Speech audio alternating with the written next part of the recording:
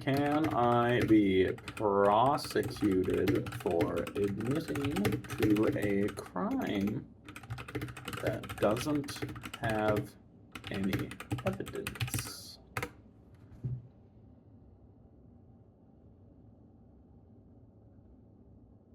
So you don't need me to tell you by now, but old Donnie, he was almost assassinated today at a rally he was holding.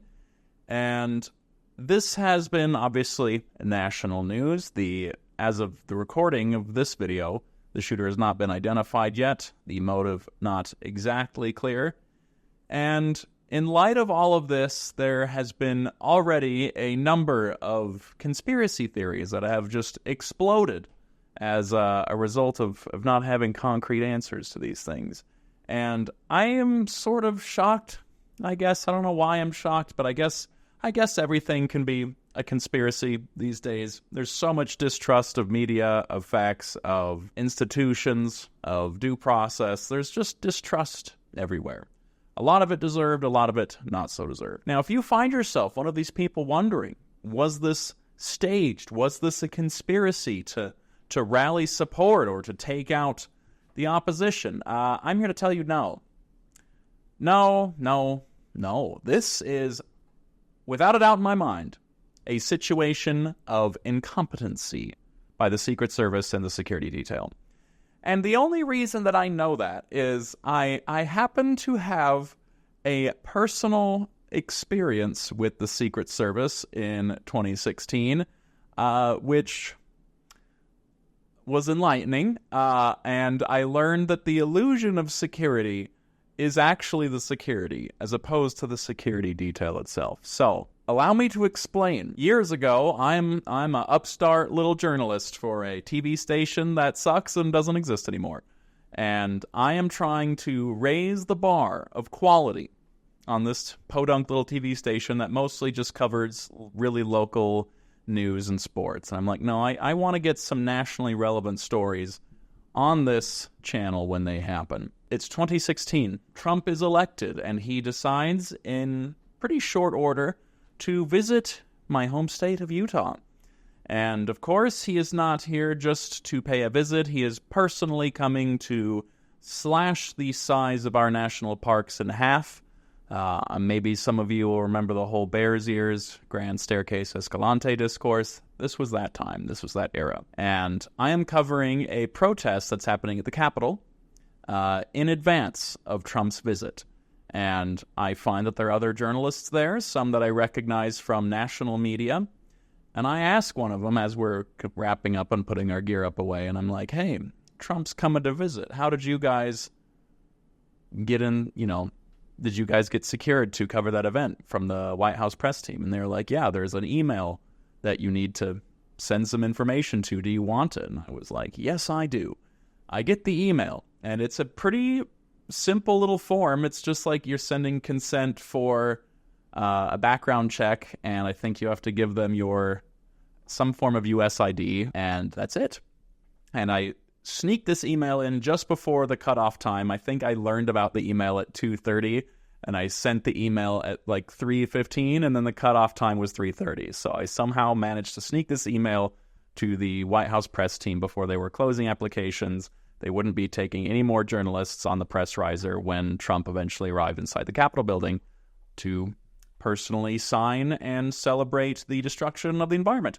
So I am nervous and excited because this is the first big job I'll be doing as a journalist. And it's also, kind of intense. This is a presidential visit. Don't like the guy, but it is still a big deal.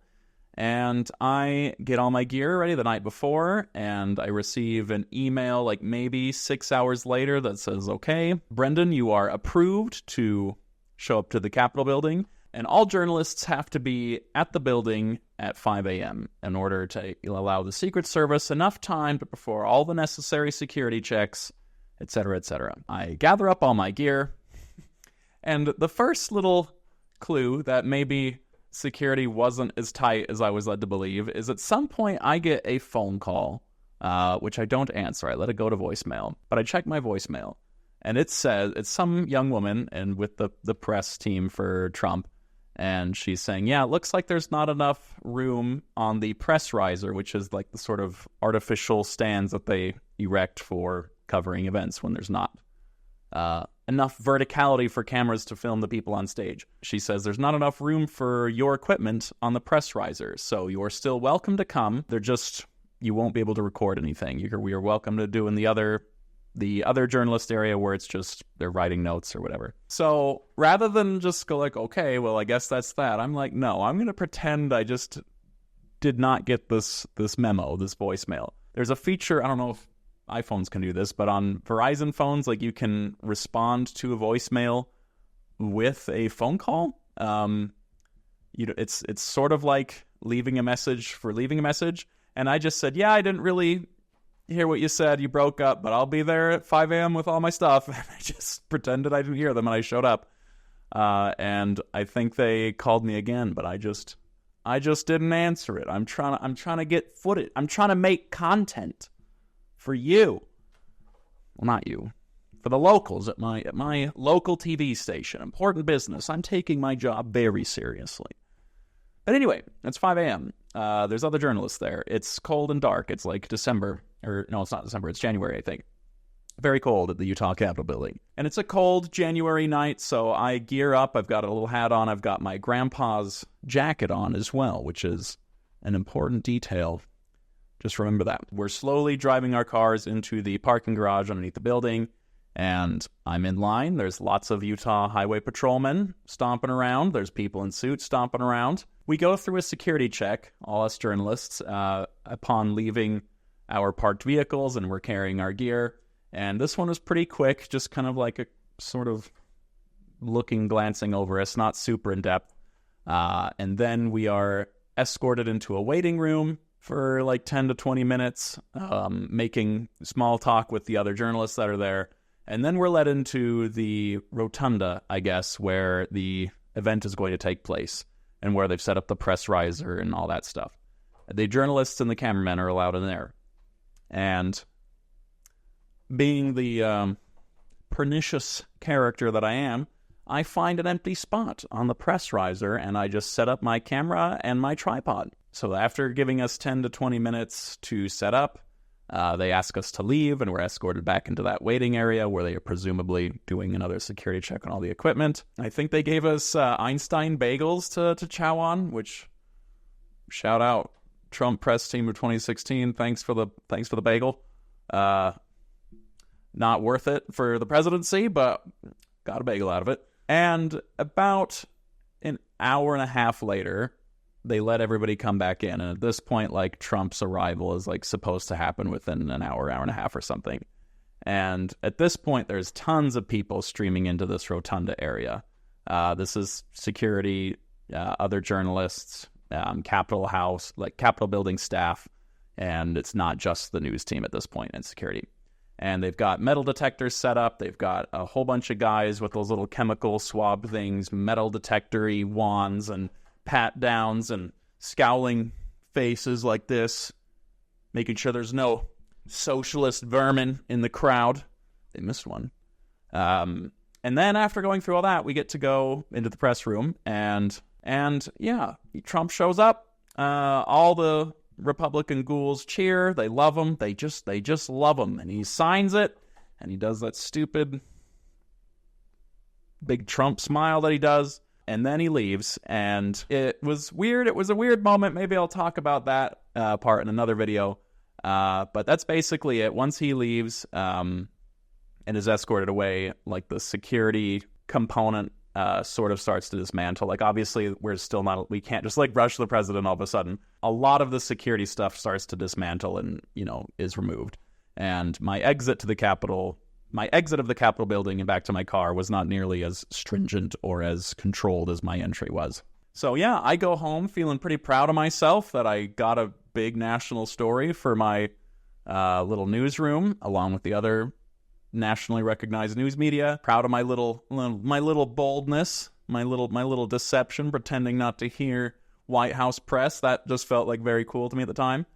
And that is the end of that. Fast forward 2 weeks later, I am wearing my grandpa's jacket again, and I am rummaging around in the pockets for some reason. And what should I find? What should I find? I just had it in my hand. Ah, no. That's a pen. My wallet. Ah, there it is. Man, this thing loves to hide in pockets. It's funny. Now, even all these years later. What should I find in my pocket? But this. Live ammunition. 45 ACP. This is a big boy. This was in my grandpa's pocket because me and my brother had gone shooting relatively recently, and you have to be a little bit extra cautious when shooting ammo that you have pressed and remade yourself. We noticed this one had like a strange crimp on the brass, and just to be safe, we decided to take it out of the magazine. Yeah. Now, there's not a lot of trouble you can get up to with a single bullet. However, I was within 100 feet of Donald Trump with this, and this managed to get by several different security checks, metal detectors, chemical swab things, and it was a seminal moment for me, just realizing that so much of our lives, as far as security and control are concerned, are just learned behaviors and the illusion of that security and control, because there is no excuse that this should have gotten as close to the president as it did. And I know this is not a knife or a gun, but it just kind of makes you think, like, what else? I didn't try to hide this. I did not, there was no attempt to conceal this. It was literally in my pocket, and they did not find it. You would think the Secret Service, like literally the most elite security in the world, might do a pat down, a little with their finger in a pocket. No. This was live ammunition. If I had sneakily converted my lens into some kind of firearm, who knows what kind of insane antic I could have been planning. So, all of this to say, with the events of today, with old Donnie Trump being nearly assassinated, I do not feel like this is conspiracy. This stinks more of incompetency and a lack of focus, of thoroughness from the security detail, because, I mean, obviously I have a story, but it's also the one that just makes the most sense. And I recognize that there is a sort of a compulsion and excitement in speculating about a conspiracy, but I think it's important to be grounded in reality in times like these, and let not our imaginations run away with themselves. So, that is my story. If you have a similar story of beating security without even trying, I would love to hear about it. Before making this video, I had to do some Googling to make sure I was not going to be admitting to a crime, but I think we're good there. Just in case, though, for all law enforcement watching and lawyers watching, this is a story about a character that I know, but is not me. And I made the whole thing up. Oh, and one last thing before I end the video. Make sure you empty your pockets before going through security. You never know what you've forgotten there. And that's all I've got for you, and I'm going to say goodbye. Goodbye!